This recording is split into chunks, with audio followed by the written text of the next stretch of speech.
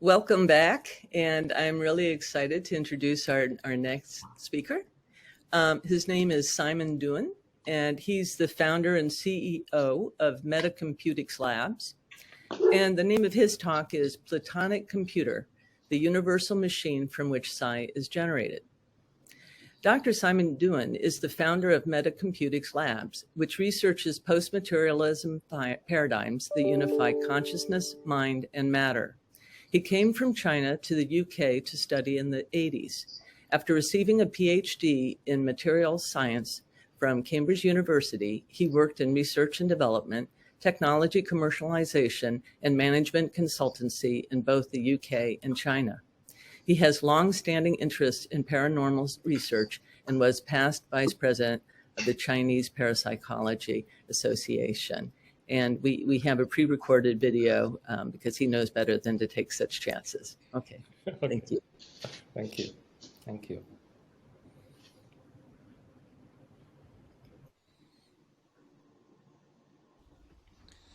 Hello, everyone. This is Simon Duan, and I'm the founder of Metacomputics Labs based in the UK. The title of my talk today is Platonic Computer, the universal machine from which psi is generated. In this talk, I'll start by reviewing the simulation hypothesis. I will then introduce the concept of Platonic computer, which is at the core of Metacomputics model. This is followed by some analysis of Metacomputics model. Finally, I'll discuss the interdependence of simulation hypothesis and parapsychology for their further development. The history of simulation hypothesis can be traced back to 50 years ago. As early as 1969, Konrad Rose, a German computer scientist, suggested that the entire universe is being computed on a computer. John Wheeler, the renowned physicist, in early 1990 proposed a now famous phrase, "it from bit." All things physical are information theoretic in origin. Edward Fredkin is another American computer scientist. He further speculated that there is this place, other, that hosts the engine that runs the physics. In the last few decades, there has been many science fiction novels, movies, and TV series based on the idea that we are living in a computer-generated reality. These sci-fi works, particularly the movie Matrix, popularized the idea to a very large audience. At the same time, more and more professional philosophers and scientists are taking the idea seriously and have been writing books, magazine articles, and getting involved in debating if we are living in a computer simulation. Let's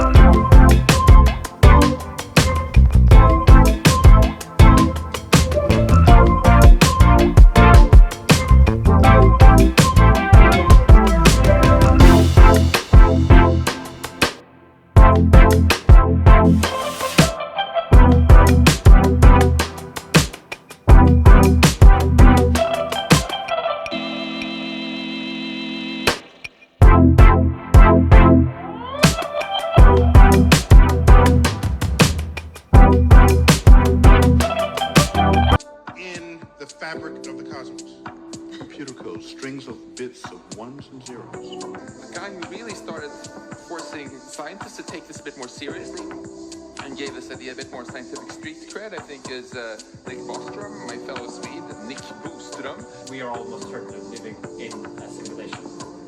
It's a little bit complex, but it's really not more complex than most educated people could probably get their heads around if they thought about it for half an hour, kind of, if they actually tried.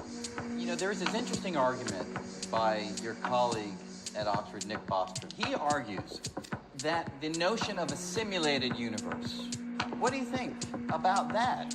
I can't see how you could refute it. I mean, I can't see how you would actually be sure that we're not. These experts are favoring the simulation argument, but there are many others who disagree. There are live debates on internet on this topic. If you search the term simulation hypothesis, you get over 1.2 billion search results.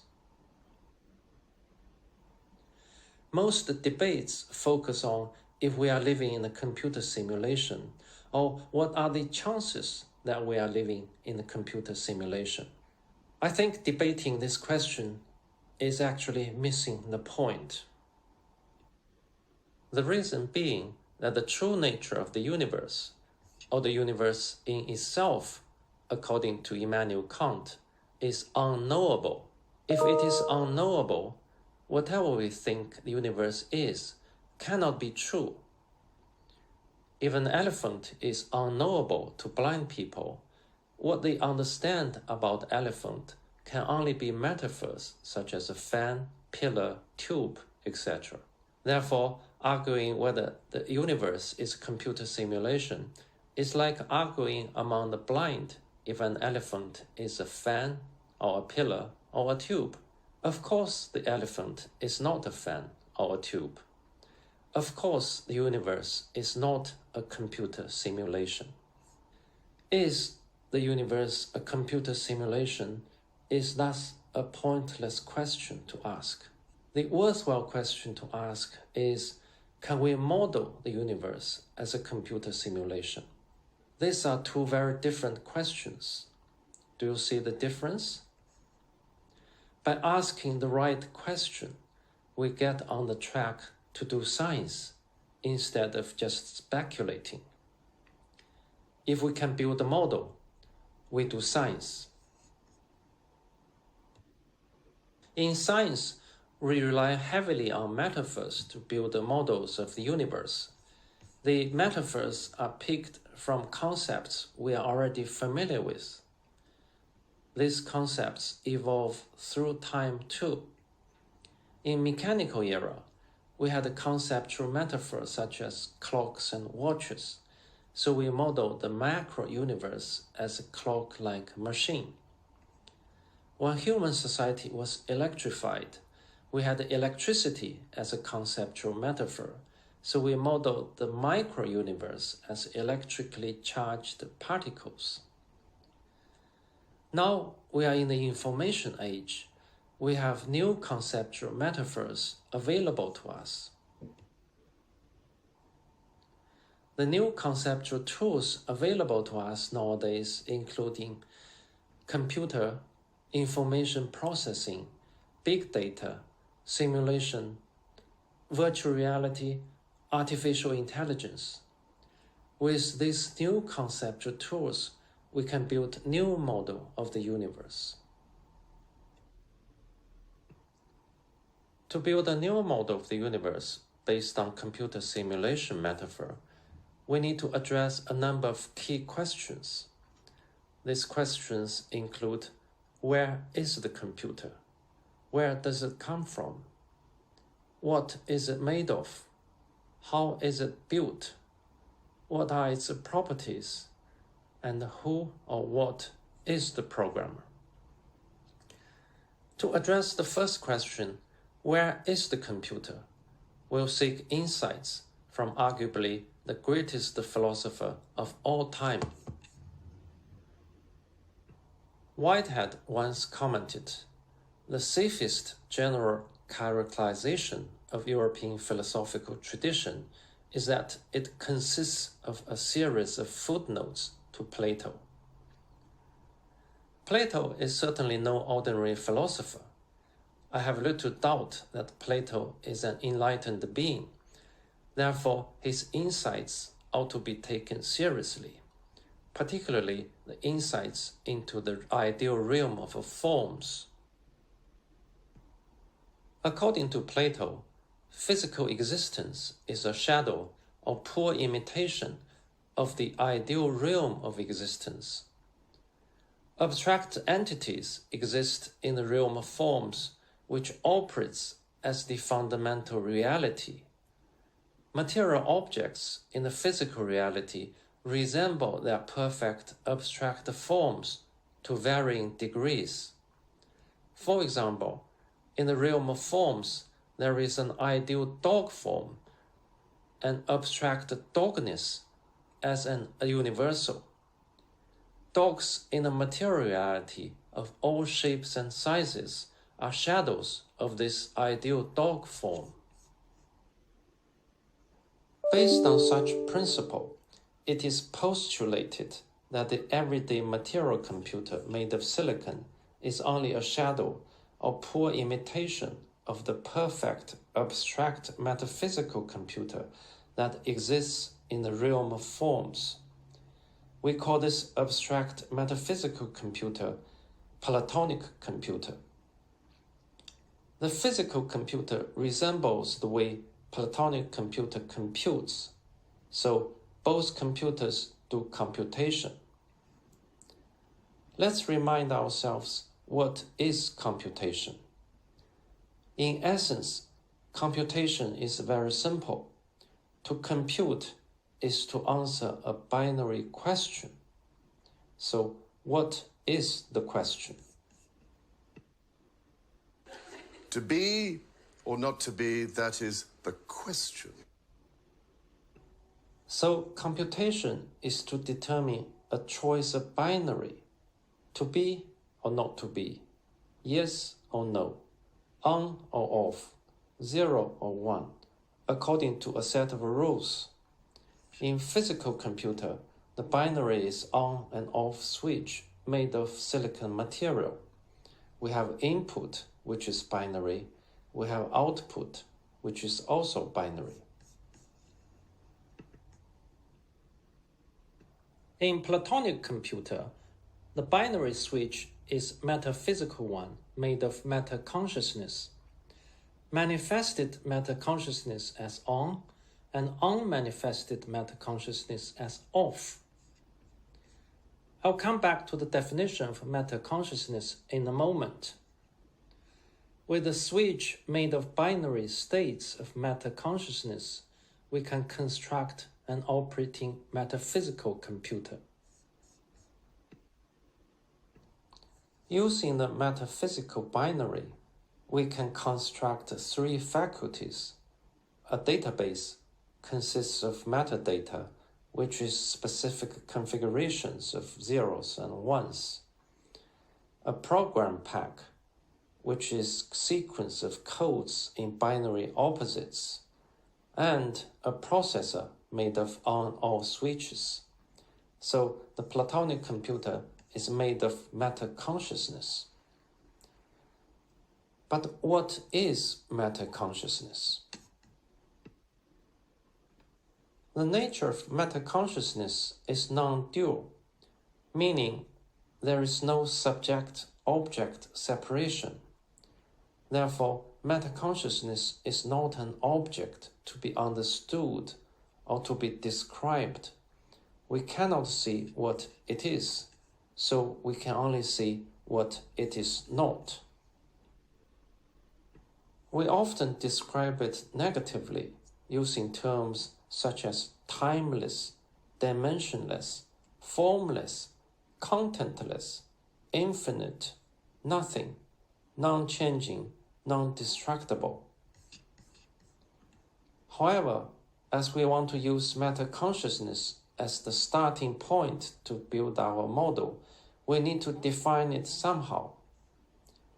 So we give meta-consciousness a working definition. Here is the working definition. Meta-consciousness is defined as the power to conceive, i.e. to create, to perceive, i.e. to experience, and to be self-aware, i.e. there is this inherent subjectivity. The construction of Platonic computer consists of 3 steps. Number 1, meta-consciousness manifests itself into existence, from nothing to something, from 0 to 1. Number 2, binary states are structured and the metaphysical switches are constructed with unmanifested metaconsciousness and manifested metaconsciousness. Number 3, structured binary states are configured into 3 faculties to form an operating metacomputation system. So the space and its contents are processing output of metacomputation system. Basically, metaconsciousness digitalizes itself so it becomes computable. The processing output of the computation is time, space, and contents within space, i.e. the phenomenal universe. Let's do some analysis of Metacomputics model in terms of its parsimony and internal consistency, supporting evidence, its explanatory power, its testability, and its applications. By building a new model of universe, we managed to make a paradigm shift from materialist science to post-materialist science on several grounds. Ontologically, we shift from matter being primary to consciousness being primary. Methodology-wise, we shift from reductionism to holism. We also have a new set of language tools to deploy. Mathematics used to be the sole language of traditional materialist science. Now, in addition to mathematical equations, we also have algorithm in the new paradigm. You might say, but the proposed Platonic computer is an abstract computer that is not accessible to us. How can we do any analysis to it? Well, it is true that we cannot access Platonic computer by our normal senses. However, we have access to its shadow, the physical computer. By manipulating the physical computer, we can learn a great deal about the Platonic computer. By programming a physical computer and generating virtual reality, we can simulate how Platonic computer generates physical reality. Of course, the shadow isn't the real thing. We can simulate a hurricane on the computer screen, but we won't get wet or blown away. The hurricane on the computer screen is only a poor imitation of the physical hurricane in the space. Nevertheless, a physical computer can simulate the dynamic changes of the weather so that a weather forecast can be made with a reasonable level of accuracy. Metacomputics model offers a new perspective to many fundamental concepts, so they become easy to understand within the new theoretical framework. For example, time is the internal clock of Platonic computer operated by alternating binary states. This definition of time fits much better to our experience of time compared to what physics tells us. In physics, time is just a parameter t. Past, future, and present are the same t. Past and future are even symmetrical. Whereas in Metacomputics model, past is the processed metadata, future is the metadata yet to be processed, the present is the moment when metadata is being processed.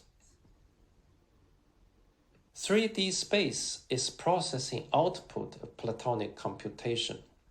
Space is not given. Without computation, 3D space doesn't even exist. In our model, space functions as a 3D display made of pixels. Once we have a 3D display, we can then display infinite amount of diverse contents, i.e. the universe. The contents of the space are also processing output of Platonic computation.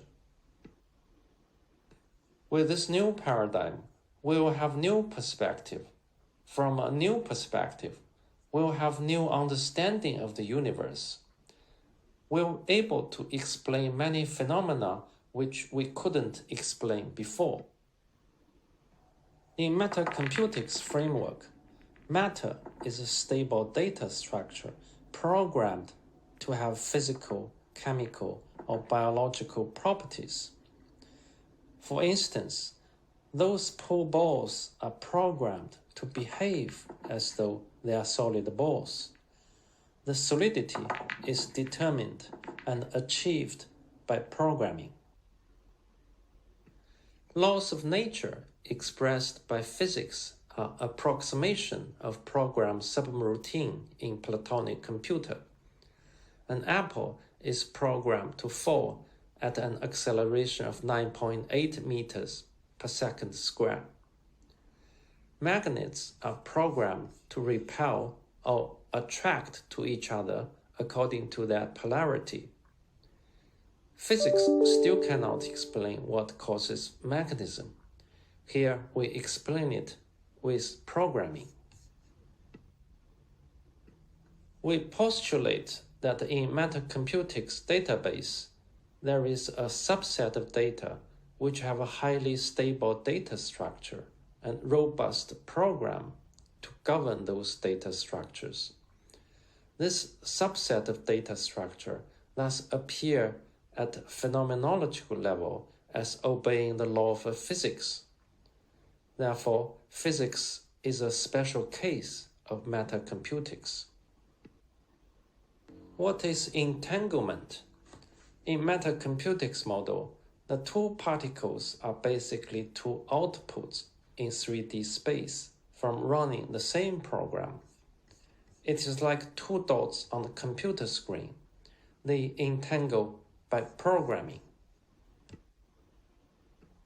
Platonic computation not only outputs physical reality, it is also responsible for producing non-physical realities in parallel universes, such as what we experience in ESP state, in dreaming state, in meditation state, in psychedelic state, and in near-death state. The perceptual experience in these states of consciousness, according to this model, are not illusion or fantasy. They are processing output of Platonic computer as parallel universes. As we can see, the proposed model of Metacomputics is able to offer a coherent narrative of how the perceived phenomenal world arises from meta-consciousness.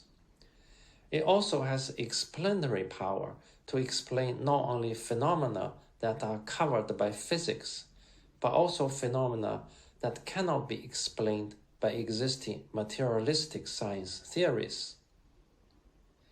A big problem we have here is, do we have evidence to prove the existence of Platonic computer?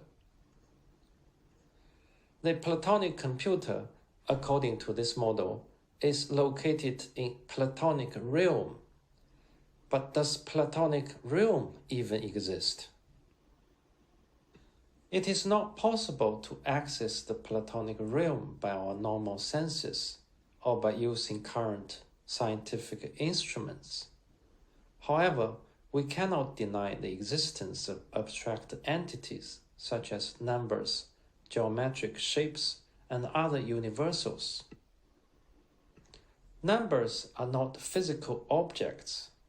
No one has ever bumped into the number 2 or tripped over the number 3.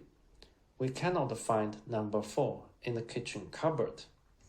And yet, we do things with numbers all the time. We count with them. We measure things with them. We formulate our scientific theories with them. Without the existence of numbers, we wouldn't be able to have a physics. Without physics, there wouldn't be science.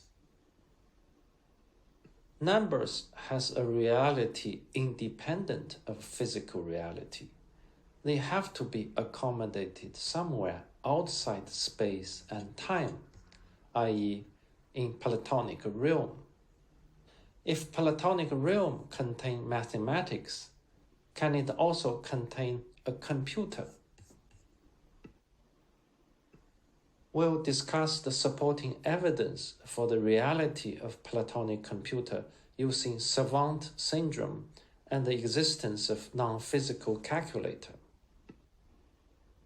Savant syndrome is a condition in which someone with significant mental disability demonstrates certain abilities far in excess of average. Calendar savant, for example, can name the day of the week of the date in a range of a millennium. There are well-documented cases of autistic children who can give answers to complex mathematical problems. The answers just appear to them, indicating that their minds function as a display of computation output. This is a Chinese autistic savant called Zhou Wei. He has been on many TV shows where he demonstrates his capability of getting answers to complex math problems. This is one of the TV shows called The Brain, where a randomly chosen audience gave a math problem on a whiteboard. The problem is then passed on to him.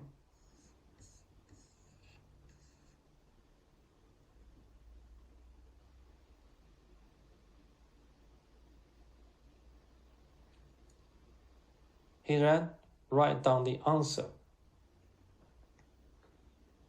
According to him, the answers just appear to him, and he doesn't know where they come from.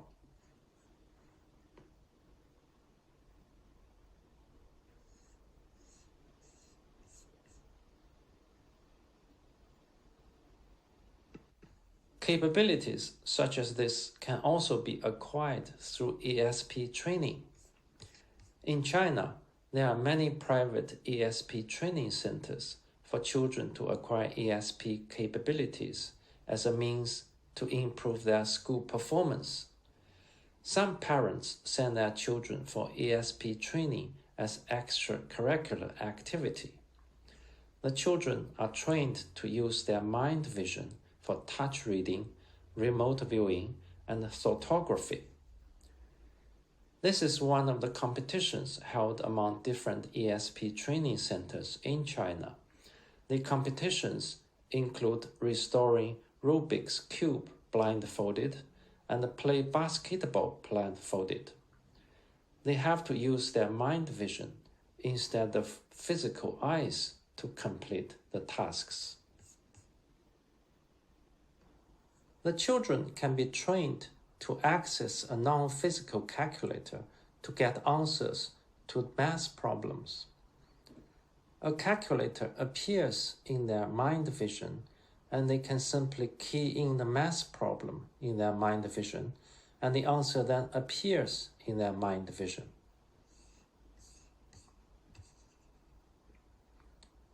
This is one of the sessions where the trainer gives the math problem by randomizing the digits using a deck of cards.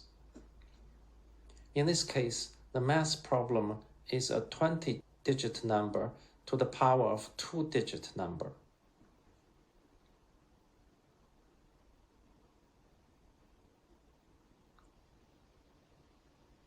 The girl keys in these digits in a non-physical calculator in her mind vision and then reads out the answers displayed in her mind vision.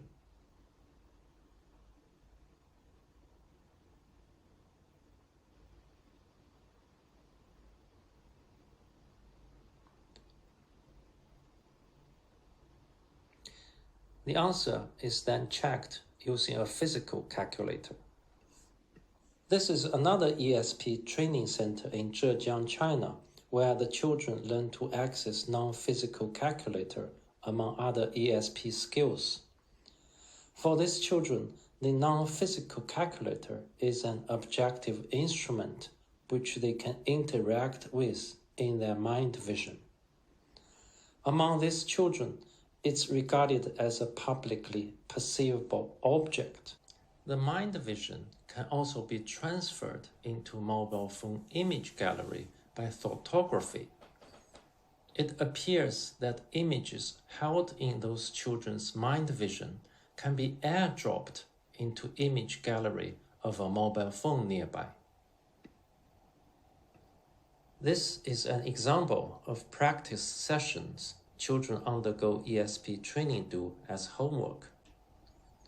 This boy is working on some math problems assigned by the trainer using the non-physical calculator in his mind vision.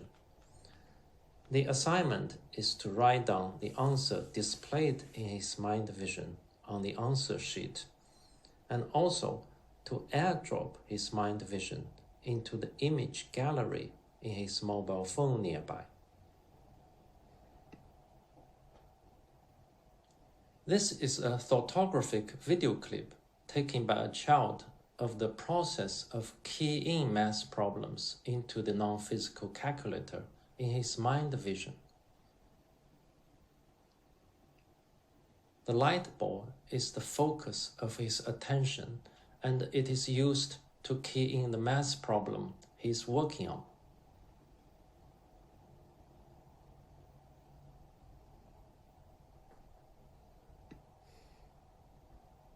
This photographic video clip shows that the non-physical calculator in the mind vision can display as many digits in the answer as needed. The digits in the answer appear to be endless. He can also bring the digits forward as well as backwards with the focus of his attention displayed here as a light ball.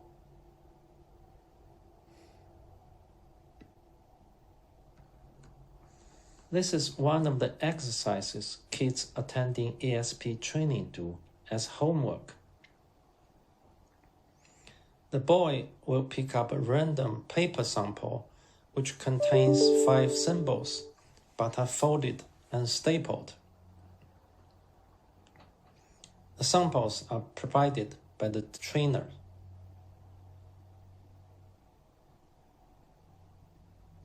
Firstly, he will label the sample.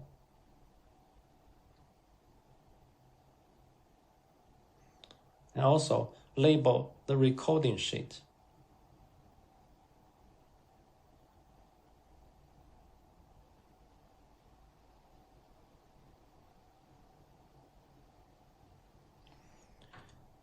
He will then use ESP to display the content in his mind vision and write down the content on the recording sheet.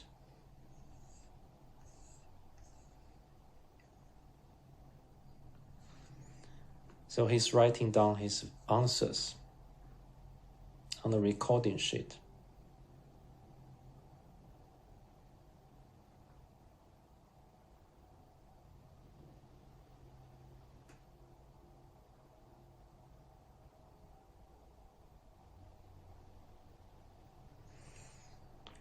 After he has recorded the content on the recording sheet, he will airdrop the content in his mind vision onto his mom's mobile phone nearby.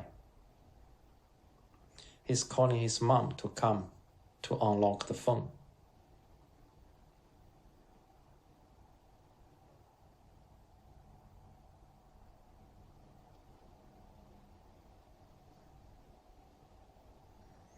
Here comes his mom. The phone is locked, so it needs his mom's fingerprint to unlock it.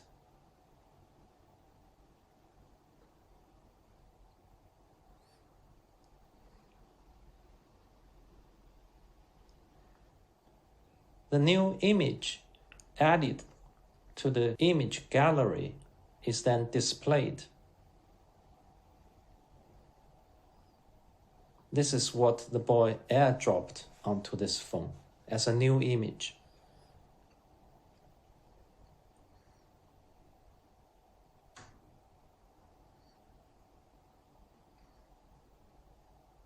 And then the two results are compared.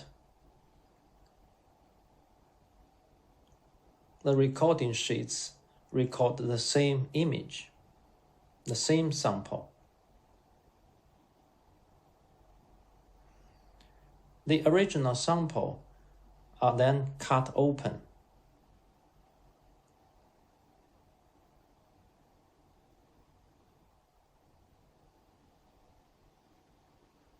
And this is compared with the recording sheet.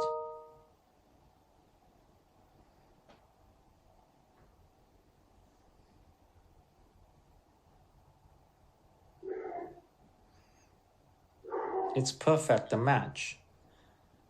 Then it's compared with the image on the mobile phone, which the boy airdropped using photography.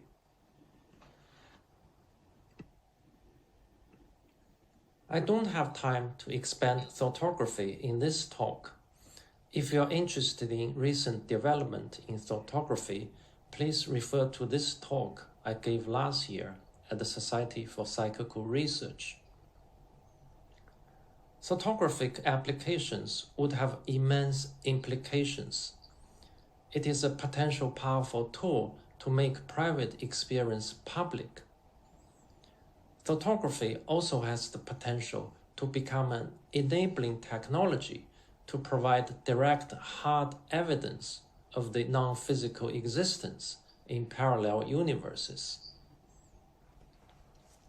As ESP is incompatible with current materialist science, I don't expect these results will be accepted by mainstream scientific community. Not yet anyway. Within parapsychology community, however, I'm hoping we can take these results seriously. If anyone in parapsychology community is interested in looking into this ESP and photography further, we can collaborate on further robust experimental protocols and programs working with those children. If we can confirm the existence of the non-physical operating calculator, we would obtain a supporting evidence for the existence of the Platonic computer.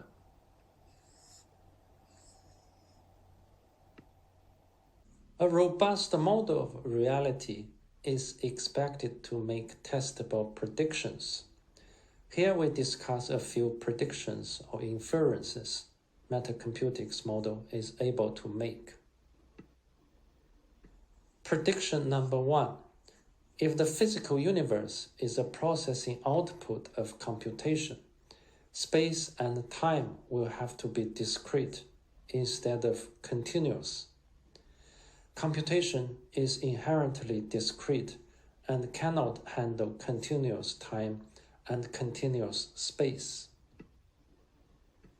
We can use Zeno's paradox as a thought experiment to prove this is the case. If space and time are continuous, the remaining distance can be divided infinitely. Then Achilles will never have his last step. Without the last step, he will never reach the final destination. The fact Achilles does reach the destination is a proof that there is the last step. The last step is the size of the pixel in space. Prediction number 2.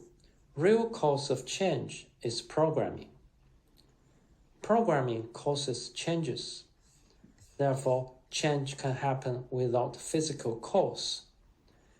This happens at astronomical scale in the case of the movement of the sun through space, and at the micro scale, the fluctuation of the quantum field. In both cases, there is no apparent physical cause for those dynamic movements. There is no need for physical cause. Programming does the job.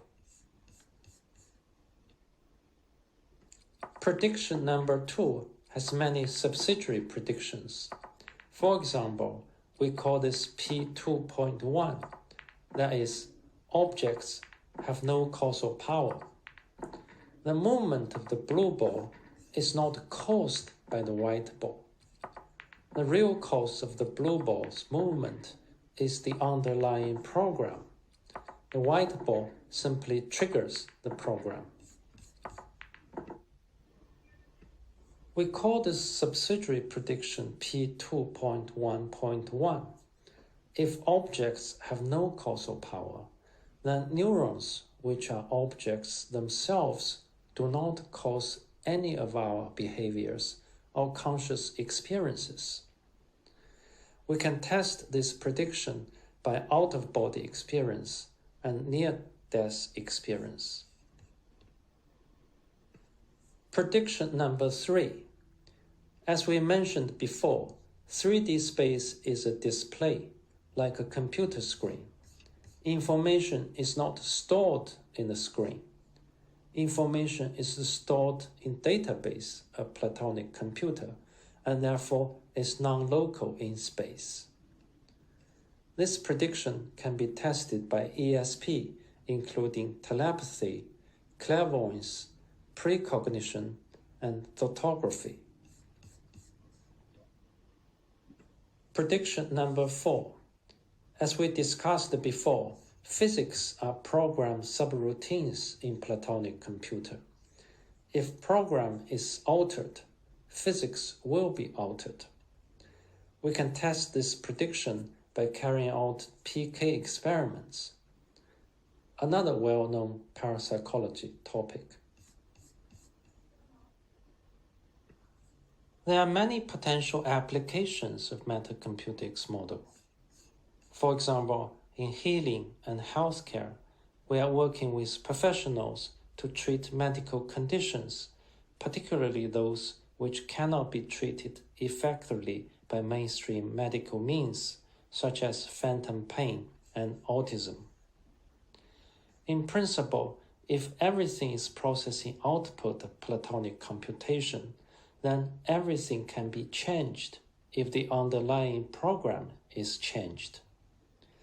We understand that the brain is not the cause of those conditions, so we don't work with the brain.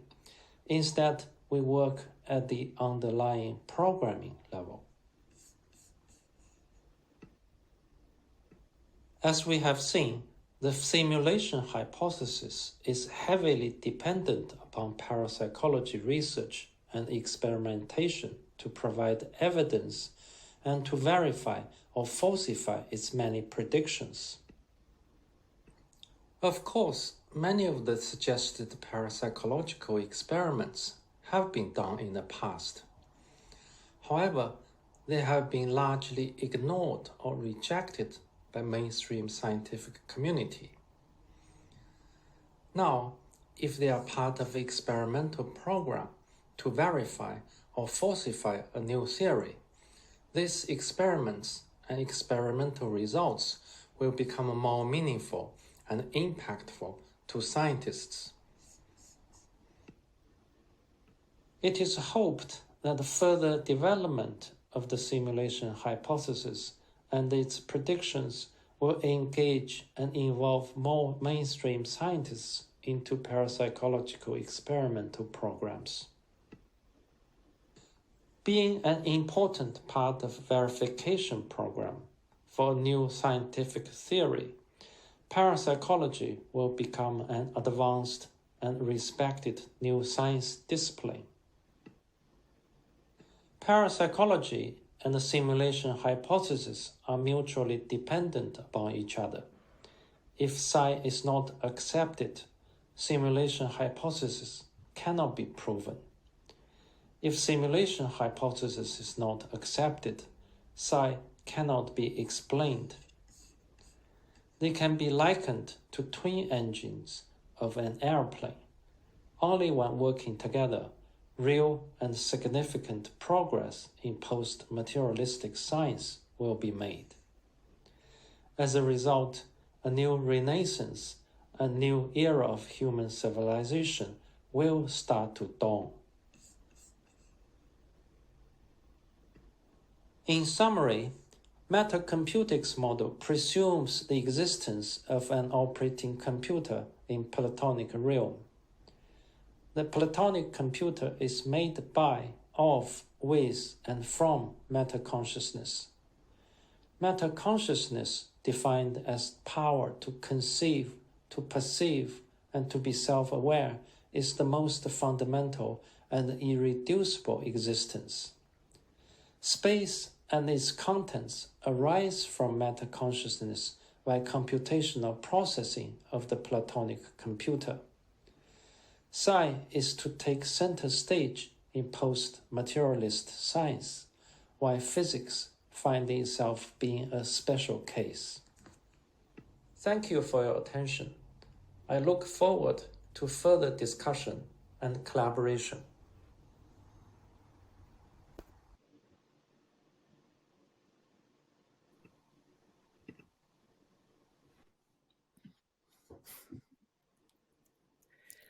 Thank you very much, Simon. That was a very thorough and thought-provoking talk that you gave. I really enjoyed it very much, and I'm sure our audience did too. And I'm seeing lots of hearts plugging up, so I see that they did. So one of the questions that came up early on was who designed the Platonic computer, and I think you answered that with meta-consciousness. Yeah. Ultimately, it's a matter of consciousness, which is the source of creation. Mm-hmm. And one of the characteristics is the power to conceive. So with this power, it can conceive anything. But to conceive anything, it's good to have a tool to use. And in this day and age, I think the best tool we can think of is the computer. And it's the simplest tool. You just need to have a binary. Then you can build data, you can build a program, you can build the processor. So with those, you can just create anything, as has been demonstrated by virtual reality we are creating. So ultimately, it's the creative power, the power to conceive of the meta consciousness, which designed and maintained the operation of this computer. Mm-hmm. And so would you say that consciousness can't be computed? I've heard various people say that the consciousness exists outside of the simulation. Well, consciousness is a concept people using to describe different things. So different people have different meaning of consciousness. In this model, I separate the content of consciousness with the consciousness itself. Yeah. So in this model, the consciousness is actually contentless. It's just the power. It's the power to conceive, to perceive, and to have the subjectivity. So with this power, you create the computer. The processing of the computation, producing the contents you perceive. So there's two parts. Yeah, the consciousness, which is the creative power, and which creates the computer. And the contents are processing output of this computer. So the computation doesn't create consciousness. The computation creates the contents of our conscious experience. Mm-hmm. Yeah. Does it make sense? Yes, Yeah. yes, thank you. And Yeah. we have a question from Payman, our earlier speaker. He asks, and I actually invite him to stage. He asks, "What's the difference between a quantum computer and Platonic computer?" I'm not an expert of quantum computer, so my understanding of quantum computer is limited. For me, quantum computer, to me, is a very powerful computer. That's what I can understand. I don't understand the detail. But the Platonic computer, being non-physical, is already powerful enough. It doesn't have the limitation for material, such as if you make a computer using silicon material, you have resistivity, which gets hot when the currents pass through, and you have to cool it. And it has impedance, it has interference, and there's all sorts of material limitations in a physical computer. Yeah, but a non-physical computer in the Platonic realm, it's a perfect computer. It doesn't suffer from those limitations. Therefore, it's already a powerful computer. And I don't really see the need for quantum computer in Platonic realm. I think binary computer is going to be powerful enough. Yeah, but quantum computer in the physical level can be seen as a manifestation of one version of Platonic computer. It becomes more complex, but in the abstract form, I think you only need binary.